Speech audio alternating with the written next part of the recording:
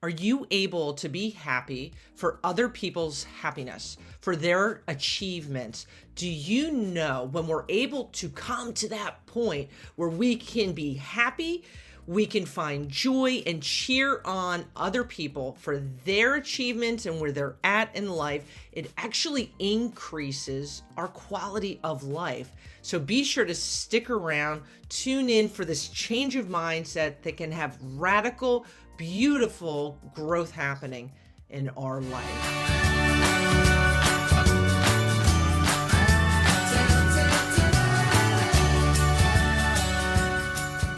No success cap. Reverend Charles Swindoll said a number of years ago, life is 10% of what happens to us and 90% of how we react to it. Jealousy, because this goes hand in hand here, is a normal emotion. How we choose to deal with it, how we choose to go forward is really, essentially, it's a choice.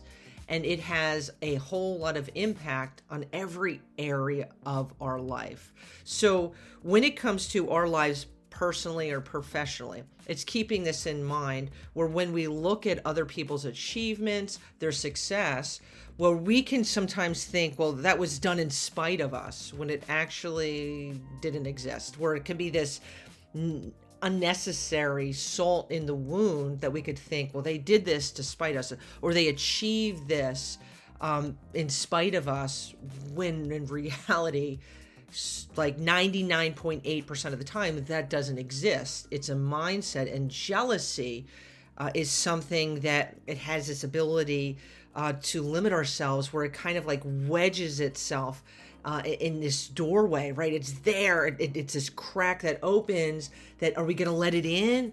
Or are we going to close the door? And that is something that can take a whole lot of effort. It could be this mindset we can really grapple with, but it is one worth us grappling with. Thoughts about somebody else's validity, this aspect of their success and how, I was cut short, or this isn't fair and I should be this. So it's this state of mind that's toxic. And jealousy / we'll say the perpetual comparison can really cut people at the ankles. And it could get us to this point where it's almost intentionally, I'm not cheering for them. I'm not encouraging them. They did this to get after me. And we lose focus of everything that's really essential and everything that's important rather than thing that's a distraction. And this limits the living heck out of ourselves, where we get to this point where we're just that cracked door, looking through, jealousy's there, I'm watching, I'm on edge, and our hearts are not in a good place. Boom! That needs to be revamped. Extreme makeover, if you will, on the emotional sense. We have the choice with everything in life, right? Things happen, but ultimately, we have the choice when it comes to how we choose to pursue our own heart's desires. And jealousy, when you put that in there, can just squish the heck out of it. It can say all these good things and this growth and this goodness, and then through that doorway, right, that crack, comes in jealousy, and everything's squished. It taints. It's kind of like if you've ever seen, where you have a shoebox and you're like, I got a gift, and open up and it's a glitter bomb. You're like, right? No, glitter's everywhere. Well, that's jealousy. You will find remnants of glitter, right? For months and months, it's around, it's in these crevices. Well, it's jealousy. It gets in the nooks and crannies, and it does a number on our hearts, on our spirits. It can be catastrophic. And it has a hand completely in our ability to see people, situations in a positive way, where it holds us back from being excited and happy and content for the people. We can't let that happen. So it's this: we are who we are, who you are, who I am. We are not someone else. And this is where this jealousy, or even casting judgment or comparing ourselves, where we're looking around. It's time to stop looking and focusing on yourself. Where are you? And when we have the ability to just look at us, right? And this is not a selfish thing. Like, where am I? Am I focused? Am I good with where I'm at? And I would say most of the time, if you're not, you are incapable of being excited and happy and cheering on other people. Kind of goes hand in hand. And you're like, or I'm pretty good, but I'm struggling. It starts with just looking inside and where am I? Am I content? Am I focused on where I need to be? And it's allowing ourselves to get to the point where we're replacing jealousy instead with motivation, using other people's achievements, joys as like, yeah, I'm going to go get life more. I'm going to get hungrier for life, for experiences, for this with at my job, for this, my personal life.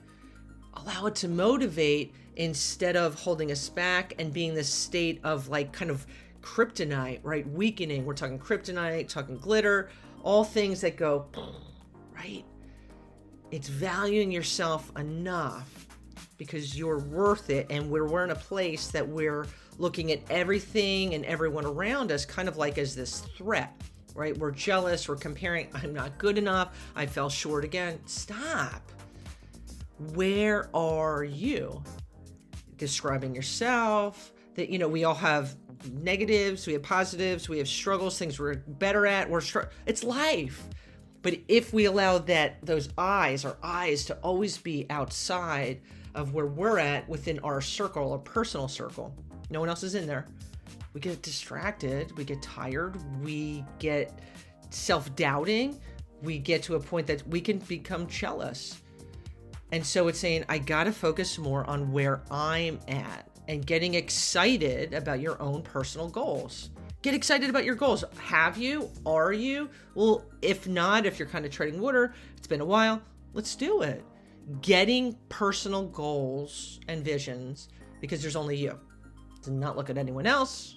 Focus in on you. And that is a pretty cool thing because it gets us to the point where we can ultimately, and we're going to flow here, we get to the point of congratulating other people, encouraging someone else because of something they accomplished. But it starts within here. And this is where we're talking about number 2, looking at transitioning to getting to a place of being focused, being focused. And a lot of times when it comes to jealousy or self-doubt, these things could creep in. They get in there, making it really hard to golf clap someone to say, good job, because it holds us back. It's kind of like we're in these shackles that we're just held down, and we are the ones that are holding ourselves down. Just like Charles Swindoll said, in terms of our own personal decisions, how we react to life. 10% is what happens to us. 90% is what we're going to do with it. And jealousy and how we look at other people, comparison, that tug that can be there sometimes to compare ourselves. It's a choice. Are you going to play that game? Or are you going to put it to the side? And that is something that we got to choose. And when it's like we're treading water, what am I going to do? What am I going to do? Well, put the bricks down, stop treading water, get free, get focused, and change it up. It can provide such a freedom when we do this. And so many of us can really be just held down and in a place that we're feeling like, it's time to tweak things. It's time to change the sails a little bit. So with that, it's allowing ourselves, giving ourselves permission, getting focused on beginning, right? This step 1 of releasing your standards. Hear me out. Your standards of other people's happiness compared to your own, right? I'm comparing. Where are they? Where am I? Stop. It is kind of like this like sticky web. It can be hard not to compare ourselves. It really can, to say, just don't do it. It's a struggle for a whole lot of people. It's even harder in today's world where it's like there's those reminders constantly on social media and TV, the news, the movies, radio, whatever it is, right? It's there. I'm comparing. It's beginning to gather your thoughts, and this is where it's getting focused is so important. where we could get kind of trapped in within our own personal lives. We look at past interactions, we look at relationships and wrongs and things that people have done to us, and it's like sticking. All these things. How can I be happy for these people? And it could become this pursuit of all the wrongs that have happened against us. And I can't be happy for them. Well, what again is happening? We've lost focus. We're looking at other people. We're not looking at ourselves. I'm not dismissing things that have been extremely hurtful, have been wronged against you. But here's that reality of this seesaw. Is it consuming us? Is it keeping us from really being free and being able to just simply be happy with ourselves, contentment, and that for other human beings who are in different places in their life? It's a question to ask yourself. And this lifelong pursuit is a focus that is worth taking. It's something that really kind of like requires a workout plan. Like, how am I going to do this? It's taking notes. Okay, when these things come into my head, I'm going to replace it with something else. Focusing on what are my goals? What is my focus? And when we kind of reel it in a little bit, it makes a difference. It makes a difference.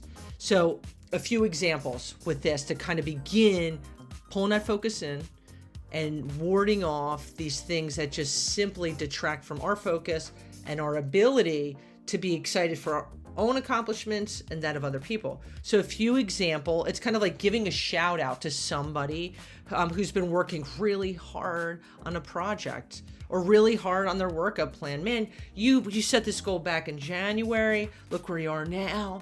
Rock on. Good job. Those words of positivity that can be maybe harder for other people and easier for others. Another one is refusing to talk about someone behind their back. I'm not playing that game because it takes the focus off of where I need to be. And it kind of decreases and chips away about any shot of me being excited and happy for that person that I'm not talking about. And even if it's not that person, it's a distraction. It's finding opportunities to encourage someone at work or an old friend who maybe pops up online. It's important. But this is where words and pursuing this mindset that of focus, reminding ourselves and being aware of jealousy and negativity, it comes in and it just needs to be flipped over and replaced with positive. Again, it takes time. Again, it takes effort. Again, it takes determination. But again, you can do it.